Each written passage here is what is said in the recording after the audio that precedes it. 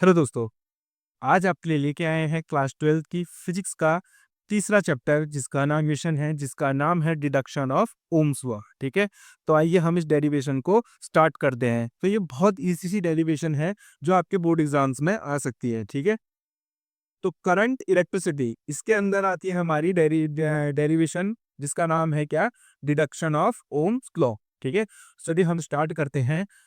As क्या हम आई को ऐसा लिख सकते हैं, -E N A, यहाँ पे क्या आ जाएगा, VD। क्लियर है ना। इसको मैं क्या मान लेता हूँ, इक्वेशन नंबर 1 मान लेता हूँ। क्लियर है ना। ठीक है, दूसरा अल्सो हमने ड्रिफ्ट वेलोसिटी पढ़ी होगी। तो ड्रिफ्ट वेलोसिटी का जो फॉर्मूला था वो क्या था, -E यहाँ पे कितना आ जाएगा हमारा, टाउ अपॉन में एम। ठीक है, टाउ मतलब रिलैक्सेशन ऑफ टाइम। क्लियर है ना। इसको हम क्वेश्चन नंबर मान लेते हैं 2।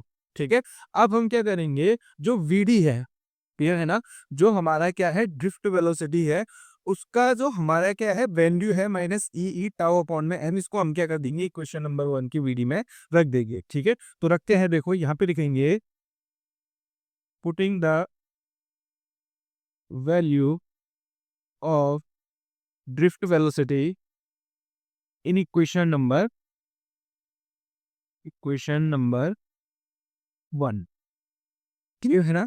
ठीक है, अब मैं इसको इक्वेशन नंबर 1 में रहूंगा तो बनेगा क्या, I equal to -E N A। ठीक है, अब VD की जगह पे मैं क्या लिख दूंगा, -E टाउ अपॉन में क्या आ जाएगा हमारा, M आ जाएगा। क्लियर है ना। ठीक है, अब मैं ब्रैकेट खोलूंगा तो इसको सॉल्व करेंगे तो I इक्वल टू कितना आ जाएगा, देखो -E - C, minus minus plus हो जाएगा, ई से ई को मल्टीप्लाई करेंगे तो क्या बनेगा, E²। ठीक है, NA। क्लियर है ना। अब बचा क्या हमारे पास, E और टाउ अपॉन में कितना आ गया हमारा, M आ गया। क्लियर। ठीक है, जहां हमको पता है कि I इक्वल टू क्या होता है, E²NA, टाउ अपॉन में क्या आ जाएगा, M। और E को मैं क्या लिख सकता हूँ, मल्टीप्लाई V अपॉन में L। क्लियर है ना, क्योंकि E इक्वल टू जहां हमको पता है E इक्वल टू क्या होता है हमारा, V अपॉन में L होता है। क्लियर है ना। ठीक है, हाँ।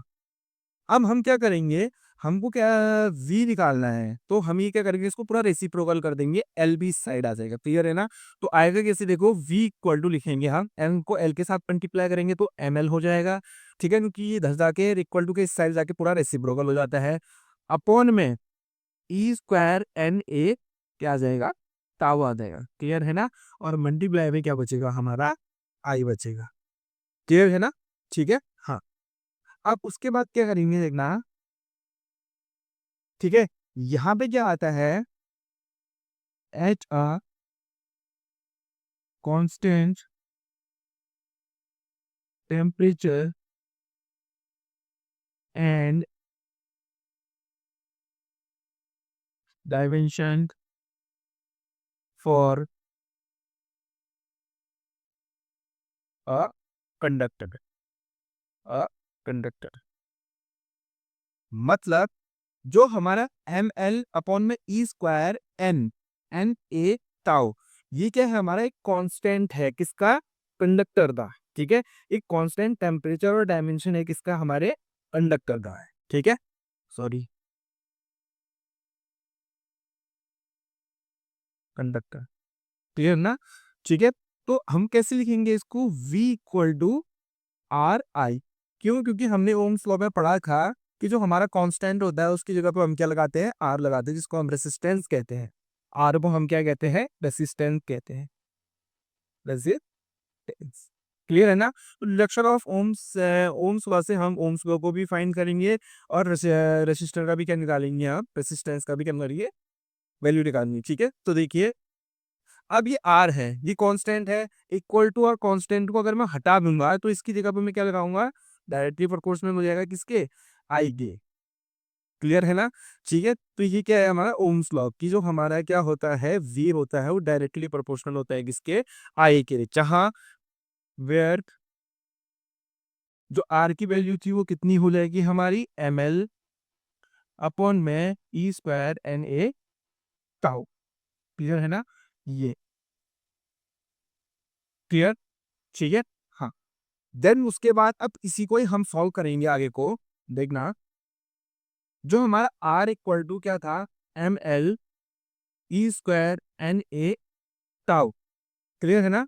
तो इसमें मैं क्या करूंगा, R equal to M upon में ई स्क्वायर एन टाउ को अलग लिख दूंगा, और हमारा एल अपॉन ए क्या हो जाएगा, अलग कर देंगे इसको। क्लियर है ना, ठीक है।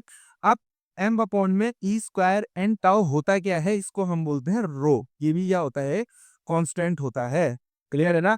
जहां तुमको पता है रेसिस्टेंस डायरेक्टली, आपको सेट में बता देता हूं मैं, इसके नीचे इसी को सॉल्व करेंगे। जहां आपको पता है कि जो रेसिस्टेंस होता है वो डायरेक्टली प्रोपोर्शनल होता है किसके, एल अपॉन ए के, मतलब लेंथ अपॉन में ए है किसका, कंडक्टर का। क्लियर है ना, ठीक है। तो डायरेक्टली प्रोपोर्शनल का साइन हटाते हैं हम, तो एक कांस्टेंट लगाते हैं जिसको क्या बनाएंगे हम, रो एल अपॉन में क्या बनाएंगे, ए। तो ये वाला फॉर्मूला हम क्या करने वाले हैं, राइट करने वाले हैं, तो इसी से ही होगा। देखो, इतना हमने कर दिया, एल अपॉन में ये हमारा आ गया। तो ये क्या है, हमारे कांस्टेंट टर्म है, तो कांस्टेंट टर्म इसमें क्या होगा, हमारा रो होगा। तो इसकी जगह पे मैं क्या लिख दूंगा, रो एल अपॉन में कितना आ जाएगा हमारा, ए आ जाएगा। क्लियर है ना, ठीक है। हाँ, जहां हमारी रो की वैल्यू क्या हो जाएगी, एम ई स्क्वायर एन क्या आ रहेगा, टाउ आ रहेगा। क्लियर है ना, ठीक है। हाँ, अब मैं इक्वल टू और रो को हटा दूंगा, तो फिर आपको बताइए क्या बनेगा, आर जो डायरेक्टली प्रोपोर्शनल हो जाएगा किसके, एल अपॉन ए के। क्लियर है ना, ठीक है। तो ये था हमारा डिडक्शन ऑफ ओम्स लॉ। तो आशा करता हूँ आपको ये डेरिवेशन बहुत इजी लगी होगी और आपके एग्जाम में आ सकती है। तो इसको प्लीज़ अच्छे से क्या करना, प्रैक्टिस करना इसकी, ठीक है। तो आज के लिए इतना ही, धन्यवाद।